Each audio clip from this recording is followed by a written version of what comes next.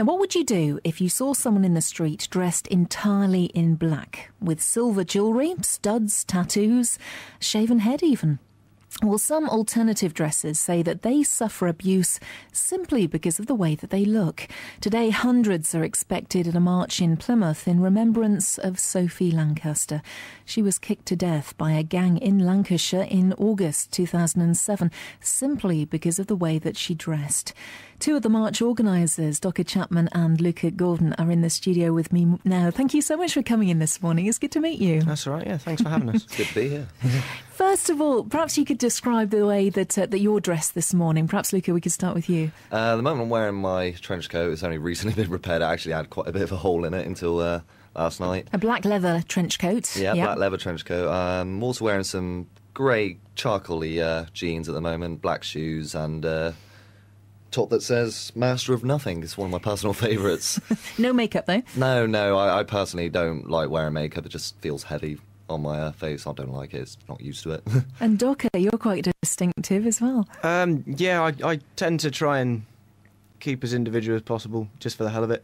I've got a really nice long red coat, which is part of me, really. I love to wear it. Red tie that goes with it, waistcoat, white shirt. My personal favourite being the cufflinks, little question marks on them. I'm not wearing any makeup either, but that's because it's too early in the morning to bother. But you do sometimes, yes? Yeah, occasionally, yeah. And red hair, almost to match. Match your jacket, yeah. That wasn't kind of part of the plan at the time, but yeah. So are you goths or emos? And what's the difference?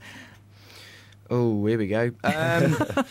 Goth was basically a thing that people up in, I think, around London and some of the bigger cities started back in the early 80s. It was more to do with the musical style and the way of dress. It came from the punk era. Through the years, you've had different styles come out. Mainly, you had the new metalers in the late 90s, early noughties with bands like Limp Bizkit. And then most recently, you had emos, who are the ones who they do the stuff with their hair, with the side partings, the lip rings. I mean, I don't want to generalise, but that's basically what a stereotypical view of goths, emos and what have yous, around.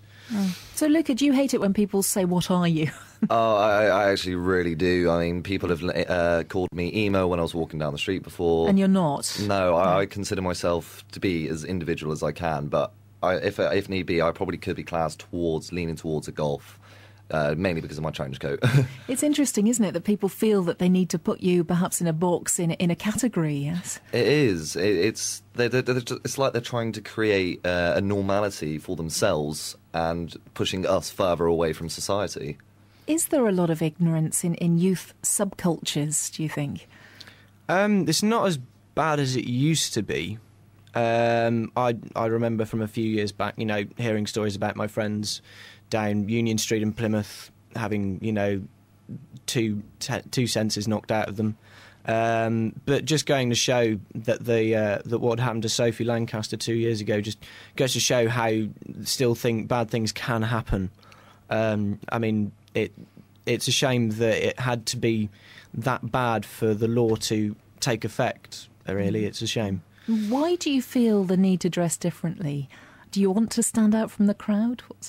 Well, the reason I wear my trench coat is because, to be perfectly honest, I did watch The Matrix and I thought, wow, I love that. I'm going to wear that. But I like to dress in dark clothes because I just like dark colours. I mean, wearing bright things, I just feel that just makes me stand out even more than what it does wearing something dark. And quite a lot of the time I do like to blend in. So, when I'm out with my friends and that, you'd look at us and you'd think, wow, they stand out from the crowd. But I would be thinking, I'm just blending in here. And how do people react to you when you are out? Some people are intimidated. They do get intimidated by us, which I do find slightly amusing because we're really, really nice people a lot of the time. I mean, there's obviously individuals, but that's the same with everywhere. There will always be some who are actually intimidating and quite scary. I think one of the best ones that I've had recently is, do you have a licence for that coat? Which, you can take either way, really. I don't mind.